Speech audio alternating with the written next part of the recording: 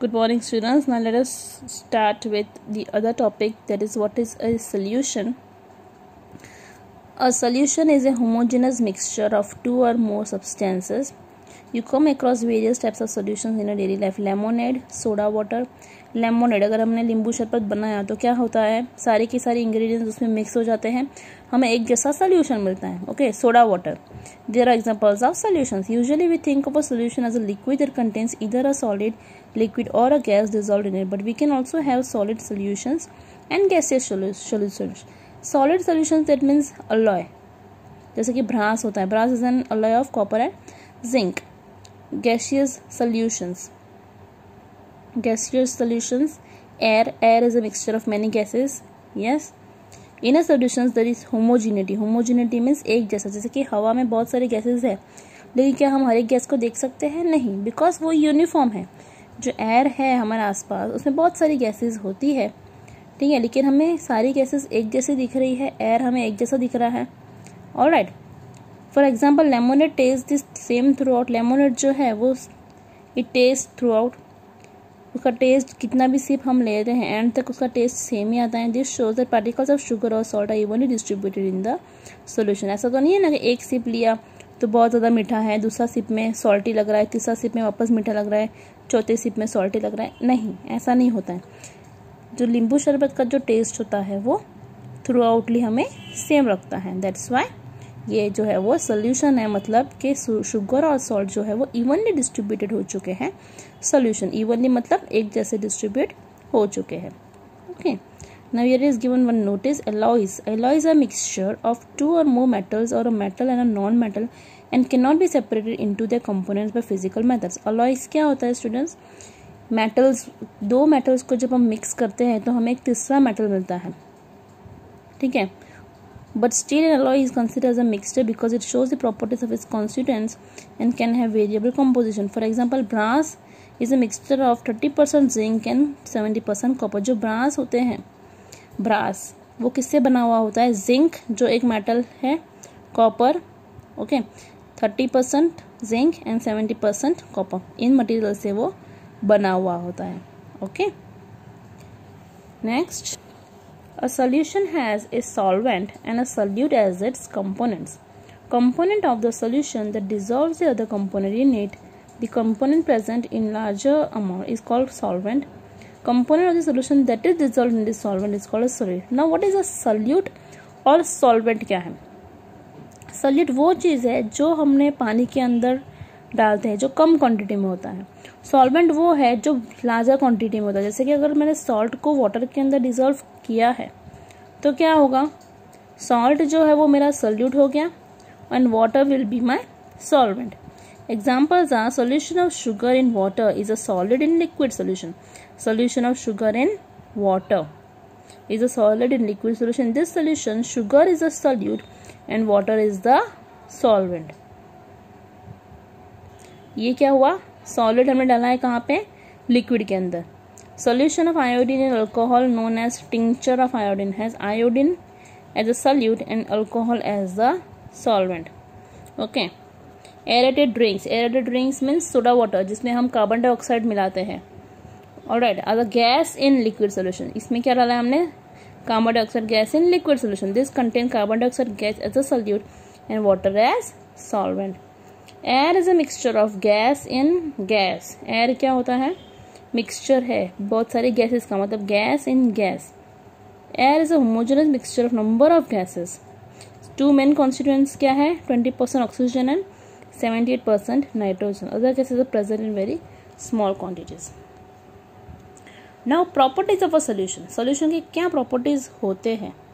A solution is a homogeneous mixture. Homogeneous होता है, एक जैसा mixture होता है. Particles of a solution are smaller than 1 mm in diameter so that they cannot be seen by naked eyes.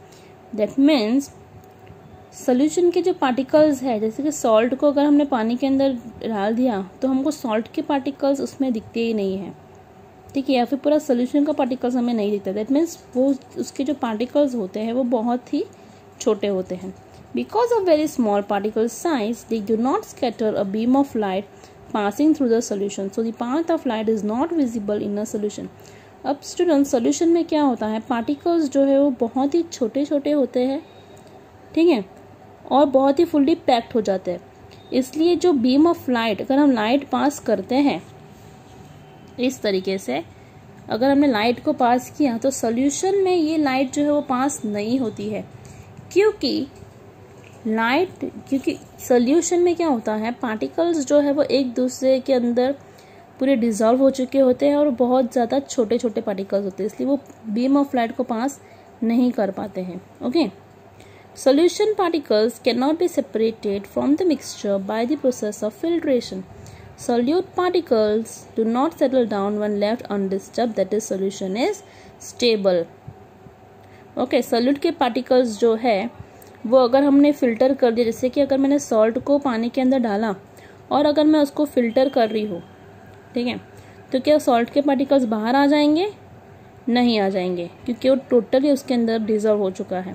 तो ये filtration से ये चीज़ सेपरेट नहीं हो सकती है। Solid particles do not settle down when left undisturbed. अगर सॉल्ट वाटर को हमने ऐसे ही रखा बिना हाथ लगाए तो क्या सॉल्ट के पार्टिकल्स नीचे जम जाएंगे? नहीं। ओके, तो इसको हम सेपरेट नहीं कर सकते। Alright, now concentration of a solution. Now students, concentration of a solution किसको बोलते हैं? जितना परसेंट उसके अंदर सॉल्ट है, जितना परसेंट उसके अंदर सॉल्यूट है, that will be the concentration of a solution. Okay, जैसे कि 1 ग्लास ऑफ वाटर में 2 ग्लास मैंने लिए, एक ग्लास में मैंने 1 स्पून ऑफ सॉल्ट डाला है और दूसरे ग्लास में मैंने 5 स्पून ऑफ सॉल्ट डाला है, तो ज़्यादा कॉन्सेंट्रेशन किसका होगा? जिसमें मैंने 5 टेबल स्पून डाला है। Yes, okay. Now in activity 2.2, we observe that groups A and B obtain different shades of solution. So we understand that in a solution, the relative proportion of solute and solvent can vary. Group A और B को copper sulphate solution दिया था, last activity हमने देखा था, जिसमें एक ने कॉपर सल्फेट का अमाउंट थोड़ा कम था, दूसरे में कॉपर सल्फेट का अमाउंट थोड़ा ज़्यादा था। दैट मीन्स दोनों का जो प्रोपोर्शन है वो डिफरेंट है। Depending upon the amount of solute present in a solution, it can be called a dilute और कॉन्सेंट्रेटेड और अ सैचुरेटेड सोल्यूशन। ओके, एक होता है डाइल्यूट सोल्यूशन, एक होता है कॉन्सेंट्रेटेड सोल्यूशन और एक होता है सैचुरेटेड सोल्यूशन। अब इन तीनों में डिफरेंस क्या है? Let's see over here. Take approximately 50 ml of water each in 2 separate beakers. ठीक है, 2 बीकर लेना है, उसमें 50 ml वाटर दोनों में लेना है। ठीक है, 50 ml ही लेना है ना। एक में हमें डालना है सॉल्ट एंड शुगर, कुछ भी डाल सकते हैं, and sugar or barium chloride in second beaker with continuously stirring. When no more solute can be dissolved, heat the contents of the beaker to raise the temperature by about 5 degrees Celsius. Start adding the solute again. अब क्या होगा? एक में तो हमने salt डाल दिया, ठीक है, नेक्स्ट में हमने शुगर डाल दिया। शुगर कंटिन्यूसली डालते जाना है, कंटिन्यूसली स्टीयर करते जाना है, जब तक जितना शुगर डिजॉल्व होता है तब तक।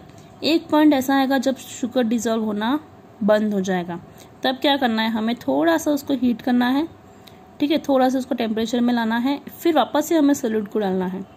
ओके, फिर से हम सोल्यूट को डालेंगे। Now what we will see कि सॉल्ट जो हमने डाला था 1 बीकर में वो एक डाइल्यूट सोल्यूशन है, क्योंकि उसमें कम अमाउंट ऑफ सॉल्ट डाला है और उसमें और हम सॉल्ट उसमें डाल सकते हैं। अभी भी उसके अंदर स्पेस इतनी है कि हम सॉल्ट को उसके अंदर डाल सकते हैं।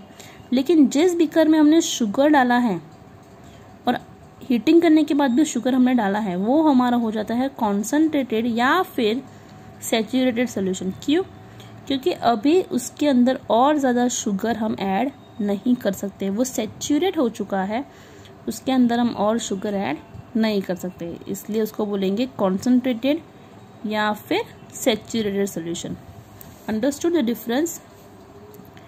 Is the amount of salt and sugar or barium chloride that can be dissolved in water at a given temperature the same at any particular temperature? A solution that has dissolved as much solute as it capable of dissolving is said to be saturated solution. ठीक है, जितनी उसके पास capacity थी उसने sugar को dissolve कर दिया, अब वो शुगर को डिजॉल्व नहीं कर सकता है, इसलिए उसको बोलेंगे saturated solution. In other words, when no more solvent can be dissolved in a solution at a given temperature, it is called saturated solution. Amount of solute present in the saturated solution at this temperature is called it's solubility. जितना हमने amount of solute डाला है, जैसे कि यहाँ पे अगर मैंने शुगर में अगर हमने 10 ग्राम्स ऑफ शुगर या 20 ग्राम्स ऑफ शुगर डाला है, तो मेरा 20 ग्राम्स क्या हो गया, it's the solubility of the solution. If the amount of solute contained in the solution is less than saturation level, it is called an unsaturated solution. What would happen if you were to take saturated solution at a certain temperature and cool it slowly? We can infer from the above activity that different substances in a given solvent has different solubilities at the same temperature. Concentration of a solution is the amount of solute present in a given amount. Concentration का formula ये है, amount of solute divided by amount of solution, या फिर amount of solute divide by amount of solvent.